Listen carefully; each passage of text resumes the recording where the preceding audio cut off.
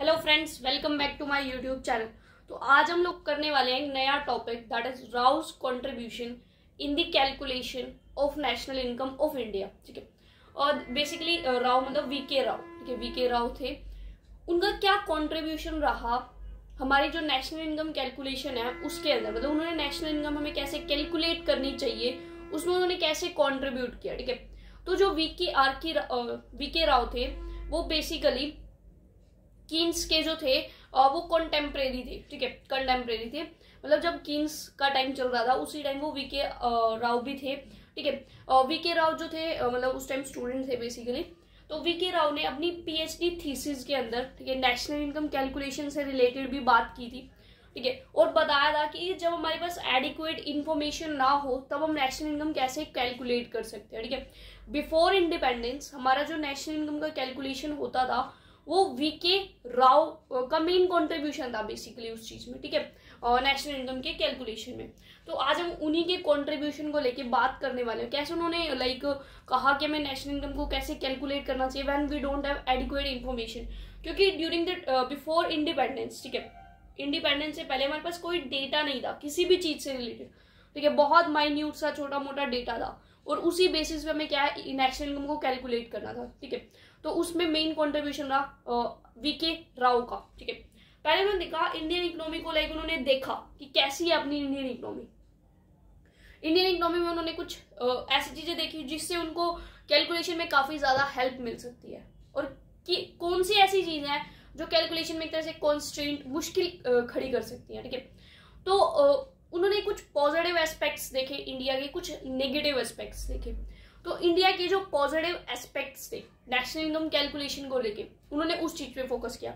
जैसे कि उन्होंने कहा कि जितनी भी अपनी प्रिंसिपल एग्रीकल्चर कमोडिटीज है जिनका नेशनल इनकम में सबसे ज्यादा कंट्रीब्यूशन है उनका प्रोडक्शन से रिलेटेड हमारे पास डेटा था।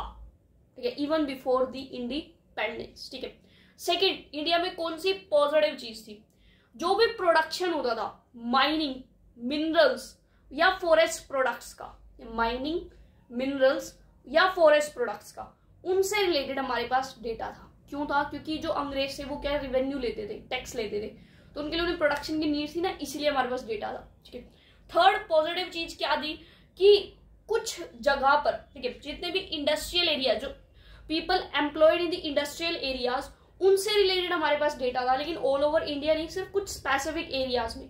ये तीन चीजें थी जो काफी पॉजिटिव थी और हमें नेशनल इनकम कैलकुलेशन में हेल्प करने वाली थी। फिर उन्होंने देखा कुछ नेगेटिव एस्पेक्ट्स भी हैं हमारी नेशनल इनकम कैलकुलेशन में जिसमें दिक्कत आ सकती है इंडिया में। वो नेगेटिव एस्पेक्ट्स क्या क्या हैं? उन्होंने कहा कि आउट ऑफ 350 मिलियन, ठीक है, हमारी 350 मिलियन पॉपुलेशन थी उस time, out of those 350 million people only 1 million people use to pay the tax. सिर्फ 1 मिलियन पीपल ही थे जो टैक्स भरते थे, बाकी 350 मिलियन जो थे उनमें से सिर्फ 1 मिलियन टैक्स भरते थे। तो जो टैक्स भरते थे उनका डेटा था, बाकियों का नहीं था टैक्स से रिलेटेड उनकी इनकम क्या है। ठीक है, नेक्स्ट, हमारे उस टाइम में कोई वेज सेंसस वगैरह नहीं हुआ करते थे, अनएम्प्लॉयमेंट वगैरह से रिलेटेड हमारे पास, हेल्थ इंश्योरेंस से रिलेटेड कोई डेटा नहीं था। ठीक है, तो ये कुछ पॉजिटिव एस्पेक्ट्स उन्होंने देखे, कुछ नेगेटिव एस्पेक्ट्स देखे, और फिर इन दोनों को देखते हुए उन्होंने एक मेथड निकाला नेशनल इनकम कैलकुलेशन का। ठीक है, तो उन्होंने बेसिकली नेशनल इनकम कैलकुलेट की बिफोर द इंडिपेंडेंस, और उन्होंने 1931-32 को एज अ बेस ईयर लिया।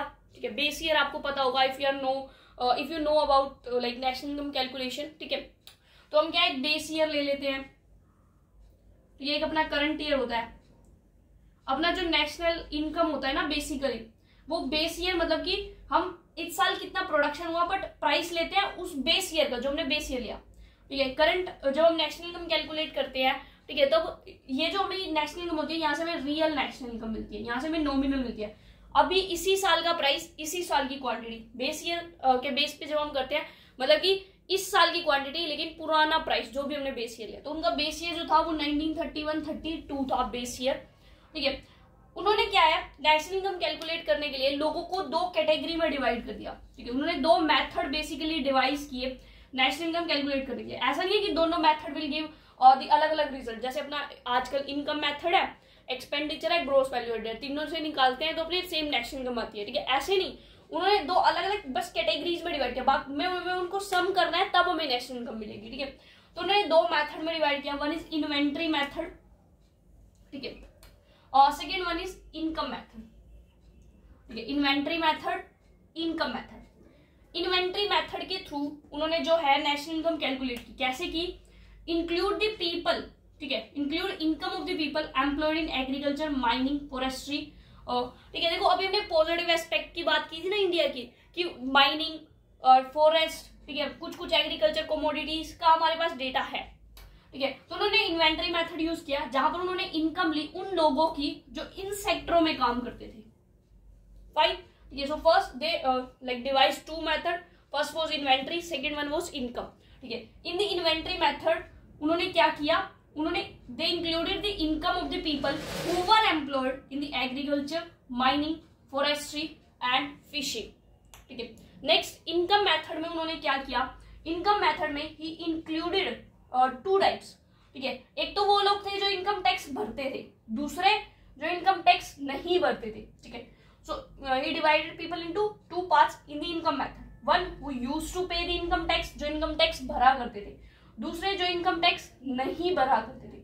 जो इनकम टैक्स भरा करते थे उनसे रिलेटेड डेटा उनको कहाँ मिला, इनकम टैक्स स्टैटिस्टिक्स के थ्रू, ये एक ऑर्गेनाइजेशन था जो डेटा कलेक्ट करता था, ठीक है। तो इनकम टैक्स स्टैटिस्टिक्स के थ्रू उनको क्या मिला, डेटा मिला उन लोगों का जो टैक्स भरा करते थे। जो लोग टैक्स नहीं भरते थे, ठीक है, उनका डेटा उन्होंने जो है लाइक एडहॉक इंक्वायरीज, एडहॉक मतलब टेम्परेरी इंक्वायरीज, छोटी मोटी इंक्वायरीज होती है ना, उनमें अलग अलग ग्रुप ऑफ पीपल की क्या क्या इनकम हो सकती है, उससे रिलेटेड उन्होंने बेसिकली क्या देखा, ठीक है। उनमें उनकी एवरेज इनकम को लाइक देखा, मतलब ये जस्ट अब लाइक अच्छा सा कैलकुलेशन तो नहीं है, लेकिन जस्ट एन एवरेज, ठीक है, जस्ट एक अजम्पशन भी इंक्लूड है उसमें, कहीं ना कहीं छोटी मोटी इंक्वायरीज हुई, उनमें हमें पता चला कि मिडिल क्लास लोगों की एवरेज इनकम इतनी है, लोअर क्लास की इतनी है, अपर क्लास की एवरेज इनकम इतनी है, उस बेसिस पे लाइक उन्होंने डेटा लिया, ठीक है। तो उनका डेटा कैसे हुआ, calculated through the average earning in different group on the basis of ad hoc inquiry. जो टेम्परेरी इंक्वायरीज थी उनके अंदर, ठीक है, जो भी डेटा कलेक्ट किया गया था डिफरेंट ग्रुप्स ऑफ पीपल का, ठीक है, related to their average income, वो उन्होंने इंक्लूड किया, ठीक है। अब हमें जो भी रिजल्ट मिले, ठीक है, हमने दो मेथड में किया, इन्वेंट्री जहां पर इन चार सेक्टर में काम करने वाले लोगों की थी, इनकम दो कैटेगरी में, जो है इनकम टैक्स भरते थे, नहीं भरते थे, जो भरते थे उनके इनकम टैक्स स्टैटिस्टिक्स का डेटा यूज किया गया, जो नहीं भरते थे उनके लिए एडहॉक इंक्वायरी, जो टेम्परेरी इंक्वायरीज थी उसमें जो हमें डिफरेंट ग्रुप्स की डिफरेंट एवरेज इनकम का पता चला, उस बेसिस पे हमने जो है एवरेज निकाल लिया, ठीक है, और वो डेटा यूज किया। फाइनली हमें जो रिजल्ट मिले उसमें फिर उन्होंने क्या क्या ऐड किया, क्या क्या माइनस किया, ठीक है।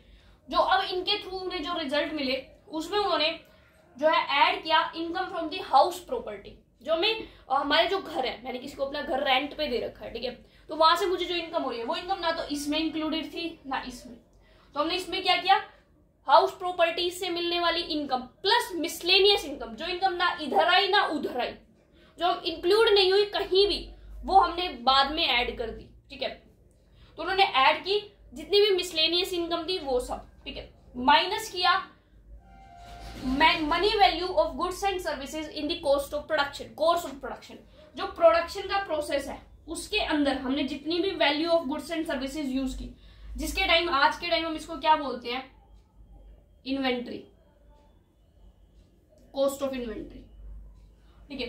जो इन्वेंट्री की अपनी जो कॉस्ट है, ठीक है, या फिर इंटरमीडिएट कंजप्शन भी बोलते हैं हम लोग, ठीक है, जो हमारी इन्वेंट्री की कॉस्ट या फिर इंटरमीडिएट कंजप्शन, उसको माइनस कर दिया, ठीक है। लेकिन उन्होंने वर्डिंग क्या यूज की थी, money value of goods and services used in the course of production. आजकल हम इसी को क्या बोलते हैं, इन्वेंट्री, ठीक है, या फिर हम इसको बोलते हैं कि इंटरमीडिएट कंजप्शन, ठीक है।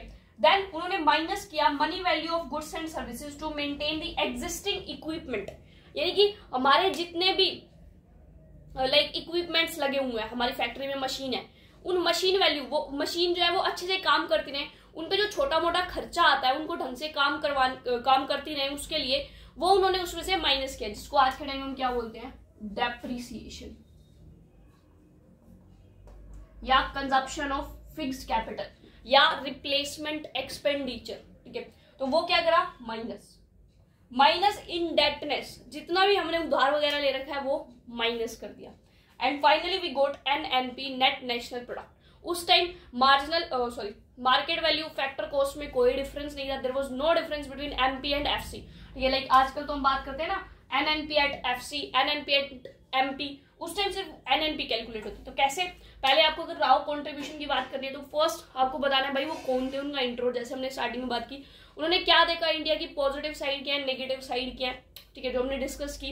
देन उनका मेथड क्या था, दो मेथड, इन्वेंटरी इनकम मेथड, ठीक है, इन्वेंटरी मेथड में ये लोग इंक्लूड किए, इनकम मेथड में दो कैटेगरी में डिवाइड किया, जो इनकम टैक्स भरते थे, जो नहीं भरते थे। इनकम टैक्स वो लोग का डेटा इनकम टैक्स स्टैटिस्टिक्स से, जो नहीं भरते थे उनका एडोक इंक्वायरीज, छोटी मोटी टेम्परेरी इंक्वायरीज के थ्रू ऐड किया।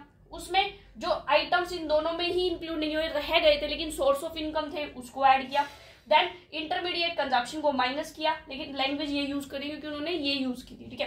डेप्रिसिएशन को माइनस किया, इनडेटनेस को माइनस किया, and finally goat the national income, that is NNP, ठीक है। तो ये था हमारा राव का कंट्रीब्यूशन नेशनल इनकम में। इवन जब अपनी इंडिपेंडेंस के बाद कमेटी बनी थी नेशनल इनकम के लिए, उसमें भी राव एज अ मेंबर थे और काफी वहां पर भी कंट्रीब्यूट किया, लेकिन मेन कंट्रीब्यूशन उनका ये था जो कि बहुत इंपॉर्टेंट है। So thank you so much for watching my video, please like share and subscribe the channel, और ऐसी ही अच्छी वीडियोस के लिए चैनल को सब्सक्राइब करें, शेयर करें। Thank you so much, bye bye, मिलते हैं नेक्स्ट वीडियो के अंदर।